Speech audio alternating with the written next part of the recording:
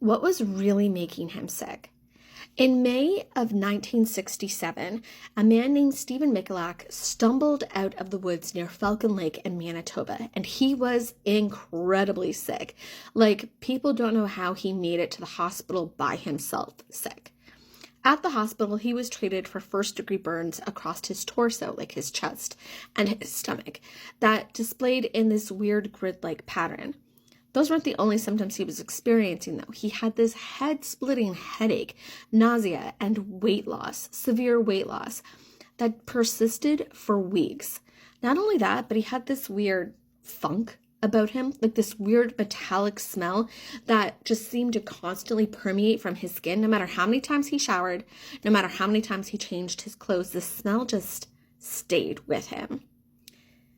Not only that, but months, years after this encounter, this incident, he still would have these burn marks reappear on his chest. The headaches would come back. One psychiatrist tried to say that it was self-inflicted, but they couldn't figure out how he was burning himself. And his clothing and the area of Falcon Lake in which he said he was hanging out in did show trace signs of radiation. So was it radiation poisoning? What happened to him out in the woods?